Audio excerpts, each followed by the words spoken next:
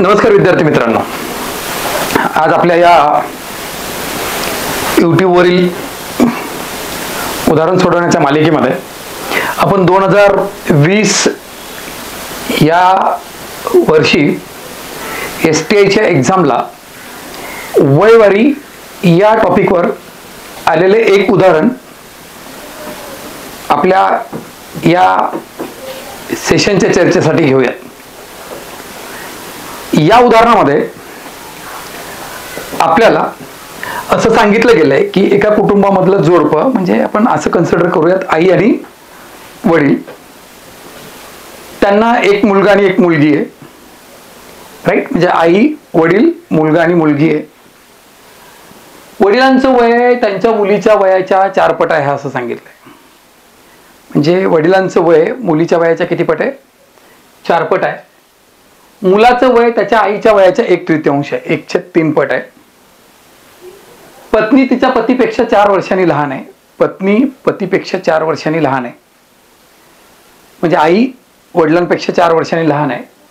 तर भाऊ हा त्याच्या बहिणीपेक्षा 4 वर्षांनी मोठा आहे. तर त्यांचे आजचे वय काढा. राईट.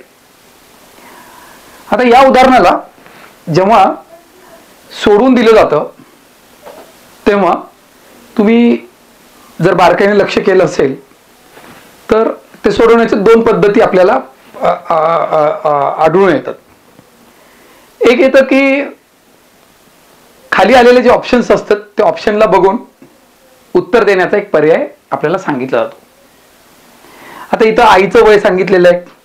आईच्या 1/3 म्हणजे आईच्या वयाला 3 भाग गेला पाहिजे. मग सांगतो तुम्हाला की ऑप्शनमध्ये जा आणि आईच्या वयाला 3 भाग जाणारी संख्या बघ आणि जी संख्या असेल ते उत्तर असेल. पण हे फार अद्दर कच्चं झालं.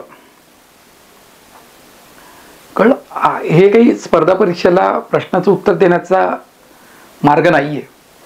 जर तिथं दिलेले 4ही ऑप्शन्स 3 भाग जाणारे असतील तर आपला बाजार उठतो त्या दिवशीचा. तिथून आपल्याला 1 वर्ष, समजा हा मेन्सला आलेला प्रॉब्लेम असेल, मेन्सला नापास होणं म्हणजे फार वाईट आलंय. हातातोंडाशी आलेला घास हिरावून घेतल्यासारखं असतं. आणि हे जे ऑप्शनला बघून उत्तर दे, हे जे संस्कार असतात ते संस्कार त्या सरला त्याची उत्तर अगोदरच माहीत असल्यामुळं काही फेकता येतं, काही बोलता येतं. कळते मी काय बोलतो ते? पण एक विद्यार्थी म्हणून जेव्हा तुम्ही परीक्षेमध्ये गेलेले असतो तेव्हा तुम्हाला त्यातल्या एकाही प्रश्नाचं उत्तर माहिती नसते.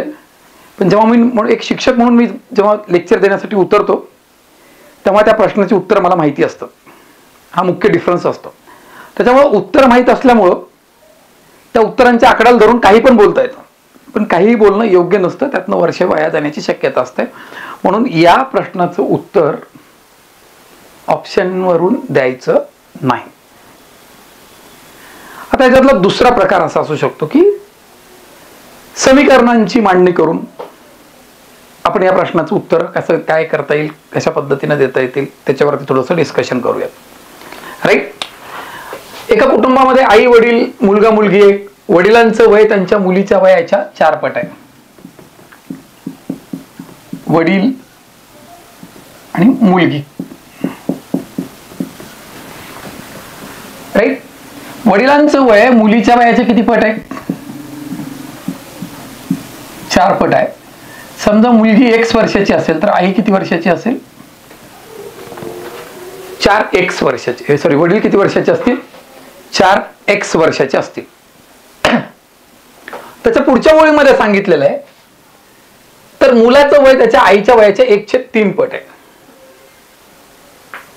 राईट. मुलगा हा आईच्या वयाच्या 1/3 पट आहे. त्याच्या पुढच्या ओळीमध्ये सांगितलेलं आहे पत्नी तिच्या पतीपेक्षा 4 वर्षांनी लहान आहे. पत्नी म्हणजे कोण? तर आई. पती म्हणजे कोण? वडील. तर या वडिलांपेक्षा तिथली जी आई आहे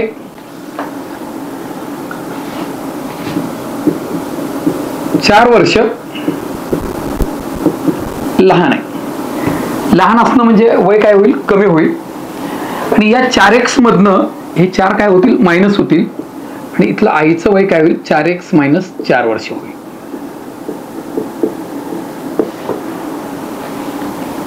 राईट. इथं वडिलांचं वय 4x वर्ष, मुलीचं वय x वर्ष.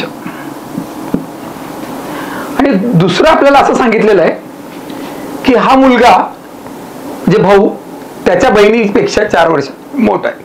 भाऊ बहिणीपेक्षा म्हणजे तिथला मुलगा हा तिथल्या मुलीपेक्षा किती वर्षांनी मोठा आहे, 4 वर्षांनी मोठा आहे. राईट. याच्यापेक्षा हा किती वर्षांनी मोठा आहे, 4 वर्ष मोठा आहे. मोठा असणं म्हणजे वय 4 वर्ष जास्त असणं. मग त्या एक्स मध्ये ते 4 काय होतील, ऍड होतील.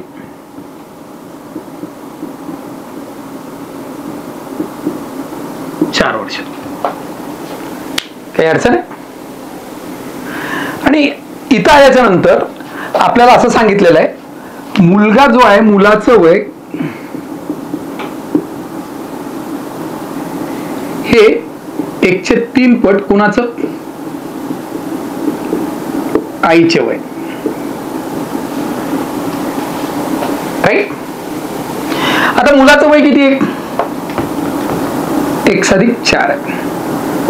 1/3 4x मायनस 4. ओके. आता हे भागाकारातला 3 इकडे गुणाकारात येतो. मग काय झालं, हे 3x अधिक 4 त्रिकम 12, 4x मायनस 4 होतो. x वाले टर्म्स एकीकडे घेऊयात, y वाले टर्म हे कॉन्स्टंट टर्म एकीकडे घेऊयात. म्हणजे इथं काय होईल, 4x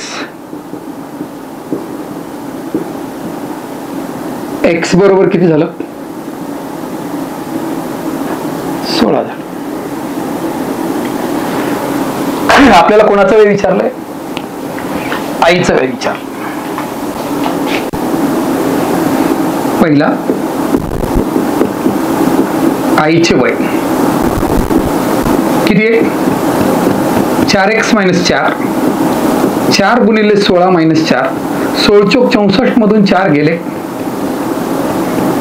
आईचं वय किती वर्ष आलं,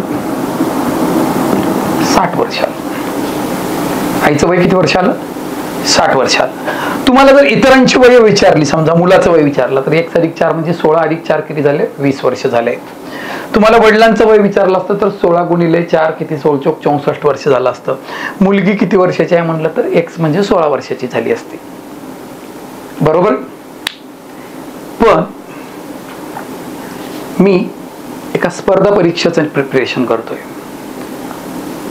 स्पर्धा परीक्षेमध्ये मला 1 तास किंवा हार्डली राज्यसेवा असेल तर 2 तासाचा वेळ भेटतोय.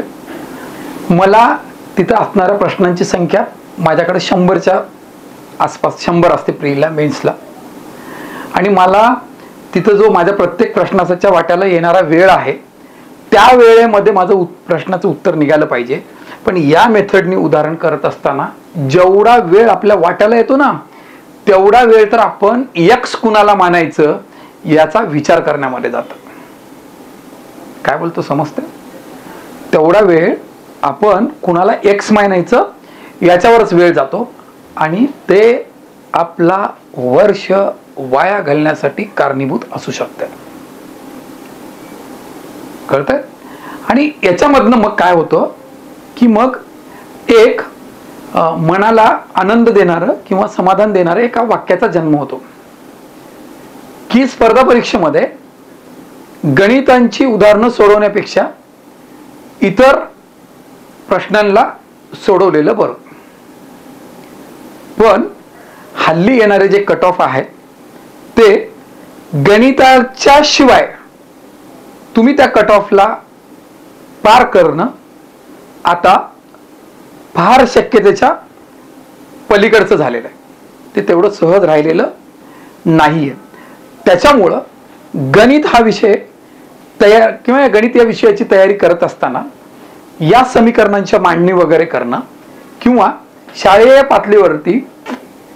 पातळीवरती आपण ज्या पद्धतीनं गणिताचं प्रिपरेशन केलेलं आहे त्या पद्धतीनं उदाहरणं सोडवणं धोकादायक असेल की ज्यातनं आपला वेळ वाचणार नाही. त्याच्यामुळं आपण या पद्धतीचा सुद्धा त्याग करणार आहोत. आपण या पद्धतीने हे उदाहरण सोडवणार नाहीये. आता जे उदाहरण आहे सोडवण्याची पद्धत आहे ती माझी पद्धत आहे. त्याला कुठल्या पद्धतीनं सोडवलं पाहिजे, त्याला कशा पद्धतीनं मांडलं पाहिजे की जेणेकरून आपल्याला त्या आलेल्या वेळेच्या आतमध्येच काय झालं पाहिजे, उदाहरण सुटलं पाहिजे. मला या गणितामध्ये काय काय सांगितलेलं आहे बघा. राईट, मी ही मेथड नको, या मेथडनं करायचं नाही तर कुठल्या मेथडने करायचं आता यावरती बोलतो मी. राईट, या उदाहरणामध्ये आपल्याला सांगितलेलं आहे की वडिलांचं वय मुलीच्या वयाच्या किती पट आहे, 4 पट आहे. हे वडील आणि हे मुलगी, ह्या मुलीच्या वयाच्या किती पट आहे, 4 पट आहे. तुमची मुलगी जर 1 भाग असेल तर वडील किती भाग असतील, 4 भाग असतील. राईट, त्याच्यानंतर काय सांगितलेलं आहे तुम्हाला, वडिलांचं वय त्यांच्या मुलीच्या वयाच्या 4 पट आहे तर मुलाचं वय त्याच्या आईच्या वयाच्या 1/3 आहे. हे आई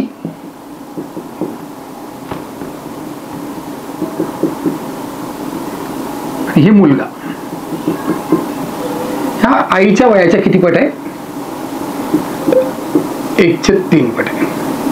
तर हे मुलगा 3, हे 1. राईट, त्याच्या पुढच्या ओळीमध्ये काय सांगितलेलं बघा, पत्नी तिच्या पतीपेक्षा 4 वर्षांनी लहान आहे म्हणते. म्हणजे थोडं पुढे जाऊन जर विचार केला आपण, पत्नी म्हणजे कोण, आई. पती म्हणजे कोण, वडील. वडिलांपेक्षा ती 4 वर्षांना लहान आहे. लहान असणं म्हणजे किती, वय कमी होणं. कमी होणं हे गणितामध्ये वजाबाकीचं लक्षण आहे. म्हणजे इथून तू इकडे जाताना तुझ्या आईचं वय काय होणार आहे, त्या -4 वर्ष होणार आहे. Right, okay. तर भाऊ आहे त्याच्या बहिणीपेक्षा 4 वर्षांनी मोठा आहे. भाऊ बहिणीपेक्षा 4 वर्षांनी मोठा आहे म्हणजे मुलगा हा मुलीपेक्षा 4 वर्षांनी मोठा आहे. मोठा असणं म्हणजे +4 झालेला असेल.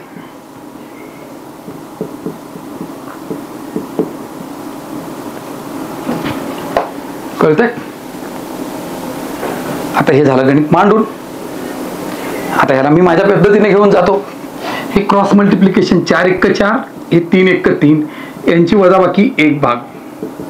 हे 4 त्रिकम 12, हे -4 × -4, त्यांची परत वजाबाकी. तिरप्या गुणाकाराची वजाबाकी होत असते. राईट, म्हणजे काय झालं, हे 1 भाग बरोबर -16 वर्ष. आता तुम्ही प्रत्येकाचं वय काढू शकतो. वडील 4 भाग आहेत, 16 चोक 64 वर्ष.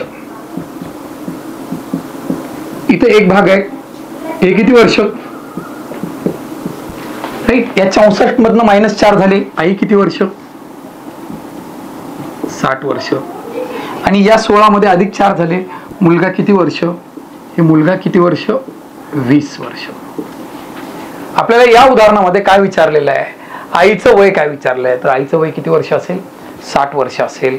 म्हणजे या उदाहरणामध्ये तुम्हाला X कुणाला मानू, Y कुणाला मानू, शाळेत काय झालंय नाही झालंय, ह्या कुठल्याच गोष्टीचं टेन्शन असणार नाही. एक पद्धत आहे, एक मेथड आहे, ती तेवढी लक्षात ठेवली की तुम्हाला पुढं काही करत बसण्याची आवश्यकता राहत नाही. तसं करण्याची काही गरज राहणार नाही. तुम्हाला अशा काही चमत्कारिक मेथड्स स्पर्धा परीक्षेमध्ये तुम्हाला तुमचा वेळ वाचावा अशी तुमच्या इच्छा जर असेल तर तुम्ही या चॅनलवरती मी आता अशा पद्धतीने प्रिव्हियस इयर्सचे एक्झाम्पल्स घेऊन समजून सांगण्याचा प्रयत्न करणार आहे की ज्यातनं तुम्हाला तुमचा अभ्यास करत असताना तुम्ही कुठेही चुकत नाहीयेत. तर तुम्हाला ज्या मेथड सांगितल्या गेलेल्या आहेत त्या सांगणाऱ्यांची चूक आहे याची जाणीव झाली पाहिजे, हा त्या मागचा हेतू आहे. राईट. तर तुम्हाला जर यात काही वेगळेपण जाणवत असेल तर तुम्ही माझ्या या यूट्यूब चॅनलला काय करा, ते लाईक करा, सबस्क्राईब करा, त्याचं ते काय आयकॉन बेल असेल ते प्रेस करा, की जेणेकरून माझे लेक्चर्स जेव्हा या यूट्यूब चॅनलवरती पडतील तेव्हा तुम्हाला त्या बाबतीतले नोटिफिकेशन्स मिळत जातील. हे यूट्यूब चॅनल तुम्ही तुमच्या इतर मित्रांसोबत पण शेअर कराल अशी अपेक्षा बाळगतो आणि रजा घेतो. नमस्कार.